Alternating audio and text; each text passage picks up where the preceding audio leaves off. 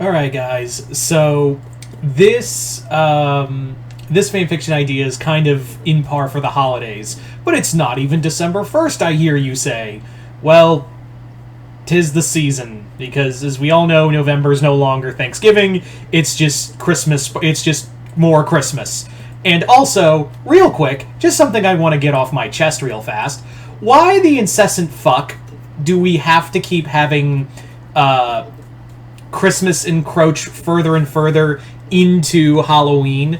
I couldn't fully enjoy Halloween because as I was walking into a fucking CVS, I was seeing that all of their stuff was already being ripped down for the and moved more of Christmas. Hell, I saw the start of that on the 28th. Guys, hold your fucking horses when it comes to Christmas. That's what bothers. I don't get it. Like, why does I know Christmas is the capitalist dream is like capitalist dream is like a capitalist wet dream, but slow your fucking roll. Let me enjoy. I don't get to enjoy many things. Why do you think we're celebrating Halloween in August now? Why do you think we're taking more of August? Because Halloween's getting further and further encroached upon by Christmas. Everyone talks about a war on Christmas, but no one talks about the war on Halloween. Anyway, that's neither here nor there. Anyway, so I'm going to be talking about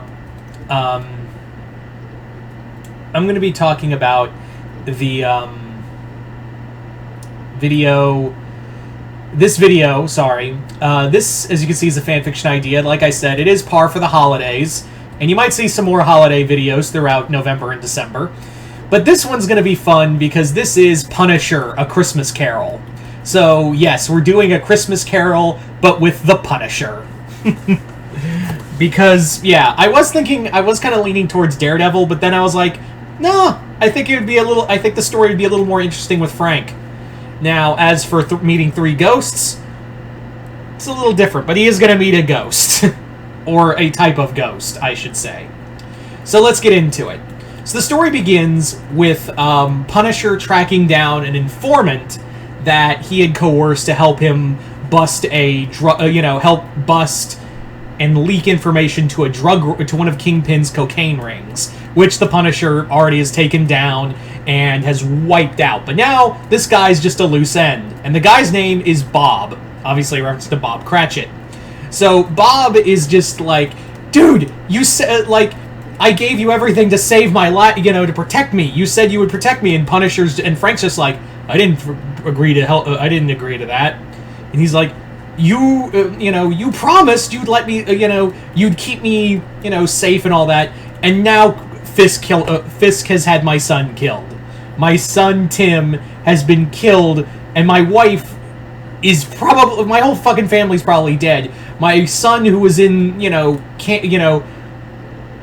was in in critical condition due to his disease, is dead. They found him dead. They're saying the disease took him, but I know it was Fisk. So you've effectively ruined my life. And he's like, well, at least you get to live. That's Frank's only response, is that you get your life. Merry fucking Christmas. And then Punisher just turns and leaves. Bob just is like, you son of a bitch, and pulls a gun. Frank just whirls around, shoots the guy in the head, and is just like, and leaves. So Frank leaves. Frank's gone, and he's like, Punisher War Journal, stopped a crime ring. Got Punk thought that he could have a happy ending. Nah, he's not getting shit. So, yeah, he's in his van. He's just driving around looking for the next war to fight. And that's when he hears the roar of a motorcycle coming up behind him, and he's like, that's a very classic model. Son of a bitch. And that's when he looks out the rearview mirror, and it's Captain America. Steve is just driving up beside him, and he's pointing to his pull over. And Frank's like, mm-mm. and proceeds to use the battle van on him. And he's like, I don't want to fight fighting Steve Rogers. He's an American icon. I look up to the guy despite our differences, but I'm not going to jail. So Punisher tries to use some maneuvers, but it's still Captain America. Steve gets on top of the van. He punches a hole through the driver's seat and just yanks Frank out and just jumps off, throws him to the ground, and the van goes and crashes and just careens off into a lake. And he's like, Frank's just like, you know how many vans I have to go through? They're not cheap. And he's like, don't worry, this is not going to take long. And he's like, you going to send me to jail, Captain? You know, I will go down fighting. And he's like reaching for his gun. Cap just throws the shield at his feet and is just like, no. This time around, you're going to listen to us. We heard about there was news surveillance of you gunning that guy down after you coerced him, And he's like, yeah, the King, you want to get mad at somebody, get mad at Fisk, not me. I didn't cause that guy's death. Kingpin did. He's like, no, you did cause his death because you swore you would protect his family and you fucking lied. And he's like, well, he's a scumbag, and his son, if he lived, would probably grow up to be a scumbag. And he's like, this is what, some of us decided that there's going to be a bit of an intervention for you. And starting off with me. And he's like, what are you going to do? And he's like, we're going to talk a bit about the past. So, Captain America is the ghost of Christmas past. So, the two of them are more or less just kind of, the two of them go through, talking about, past wars, past trauma, and Steve is just like, Frank, I wish you would go to the VA, to these VAs more. And he's like, what, and cry about my feelings? And he's like, there's no shame in crying, being in tears in front of your brothers and sisters in arms. I can't. He's like, Steve basically imparts something that he never has told anyone else, and he basically says when I first got out of the ice and I had joined the Avengers for the first time, I came here at night to the VA to because I woke up in a world that had fucking iPhones and stuff, a whole computer on your phone, and movies weren't in black and white, and weird stuff was going on in the world. The landscape had changed, both environmentally, politically, everything. So I needed to, I was going to have a mental I never told anyone, but I was going to have a mental breakdown. So I came to the VA to just talk to people, learn about stuff low-key, and basically, you should have done this. You should have come to your brothers in arms and talked about the war. And but on the other hand, Frank, there's a part of me that thinks that you wanted your family to be an excuse so you could have another war. And that's when Frank just winds up and punches Steve, and he's just like, well, it looks like I'm getting to you, soldier, but it's now someone else's turn. And he's like, your part's done? Yeah. He's all yours. And that's when Frank gets what? He just gets webbed in the back and yanked up, and there's Peter, who's gonna be our ghost of Christmas present. And he's like, hi, Frank. And he's like, Spider-Man. He's like, Frank. And he hangs him up, and he's like, this is very emasculating. That's why I did it. Pete's just like, that's why I'm doing it. Frank, this is the holidays. And today I'm going to be today we're going to talk about what's good in life now.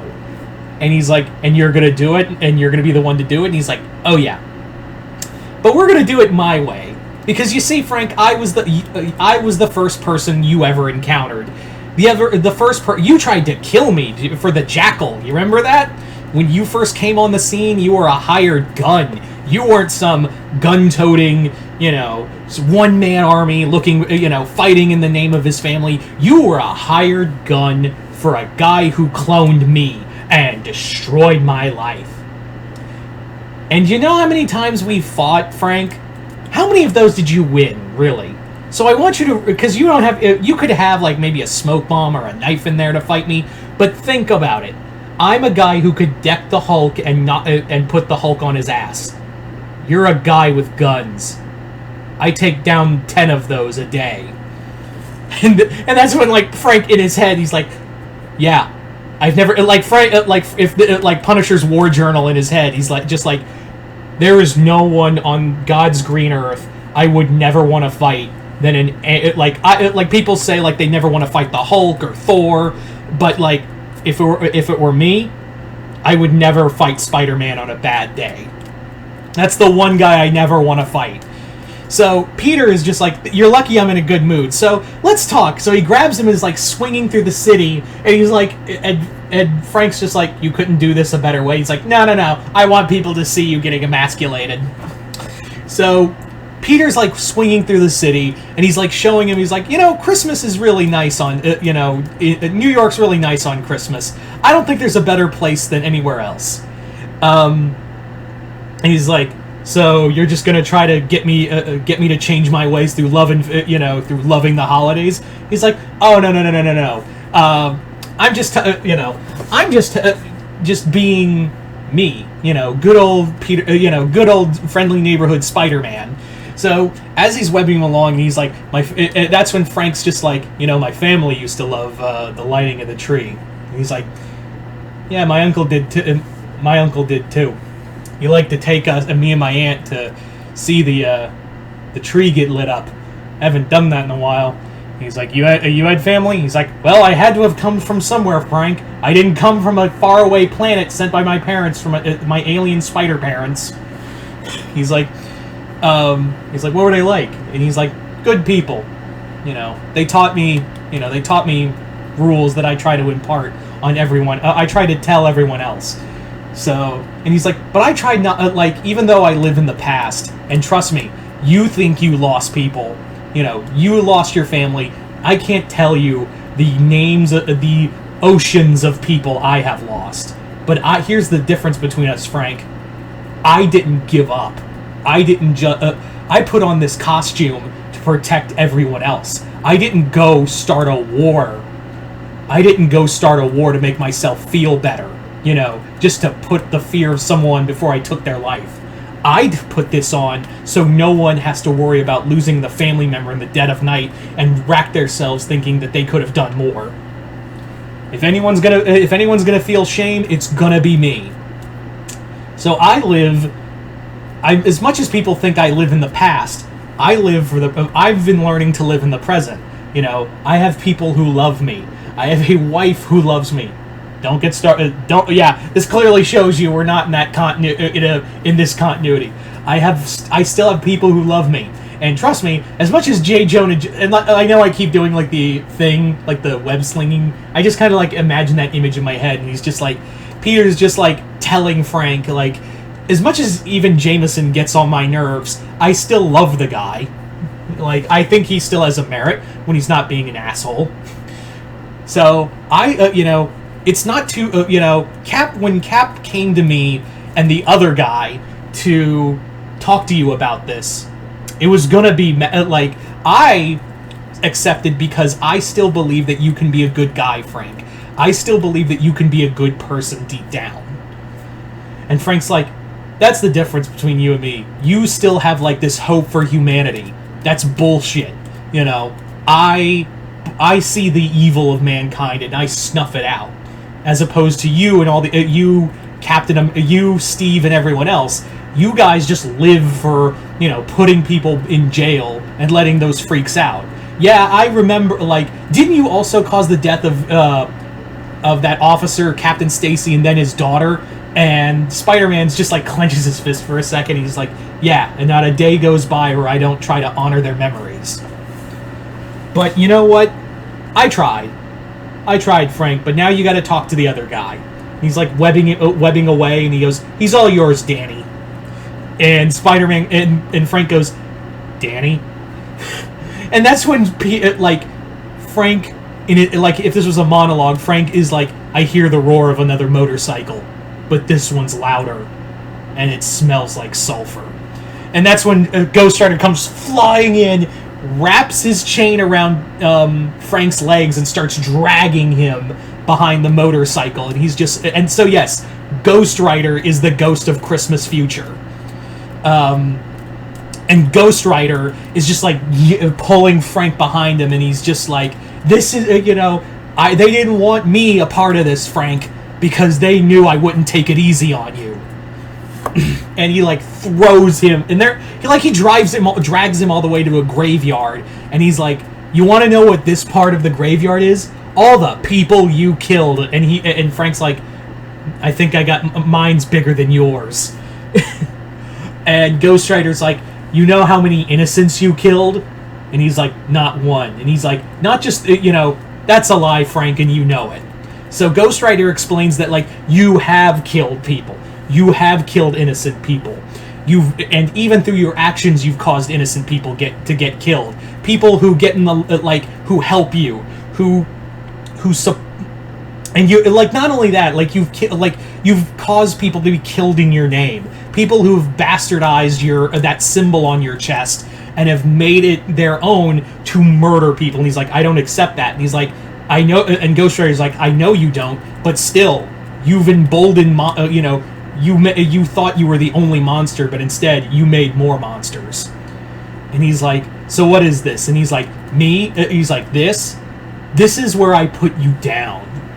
So Ghost Rider and Punisher get into a fight in this graveyard, until eventually, like, Ghost Rider is just, like, picks up a tombstone and just bashes Frank in the back, just, like, knocks him down.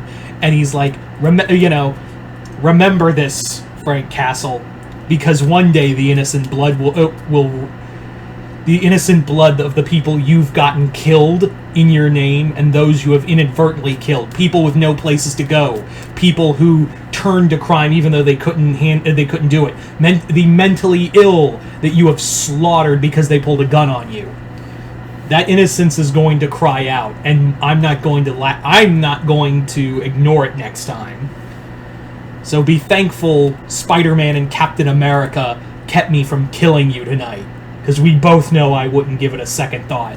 And Ghost Rider, like, just but then he, like, before he drives away, he's like, "One more thing," and just penance stares Punisher, like, hard. And that's when he, like, sees all of it. And Frank, he's like, "I take it as long as I can, and I think I last longer, but I still scream." So Frank is just, like, and Ghost Rider's like, "I didn't even give you the full penance stare. That was a taste. Next time, it'll be permanent." So Ghost Rider leaves, and Punisher the next day, Punisher goes to, and it's Christmas now, because this all happened at Christmas Eve. I forgot to mention that. Sorry.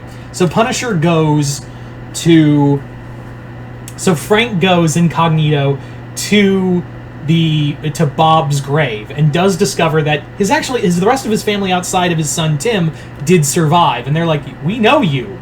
And he's like, "You son of a bitch, you caused the death of my son and my husband." And he's like, "I know, and I'm sorry, but hopefully this is the money that I stole from Kingpin during the mission your husband helped me, And he's like, "Not helped, coerced. And now you want to use this to, like, what if Fisk tries to find us? What if the Kingpin tries to find us?" And he's like, "They won't. It's untraceable. Go. It's the best I can do." So by the end of it, Punisher's just like, "I don't know what the fuck they thought they were gonna do, but the war's gonna keep going. But now I have to train myself. But I do know one thing: I'm gonna have to train my sights to be not as ballistic." So there you go, guys. That is pretty much Punisher: A Christmas Carol. Pretty heavy, I know. And yes, it was also not just inspired by A Christmas Carol, but also the Batman Noel story. If you guys remember that graphic novel that was written and drawn by Lee Bermejo, that had Batman doing the Christmas Carol, but instead it was Catwoman, Superman, and Joker as representing the three ghosts. So you guys tell me in the comments below, what did you guys think of this? Just comment below, let me know. Other than that, hope you all enjoyed this. I'm Mr. Multiverse. I'll see you next time in the Multiverse.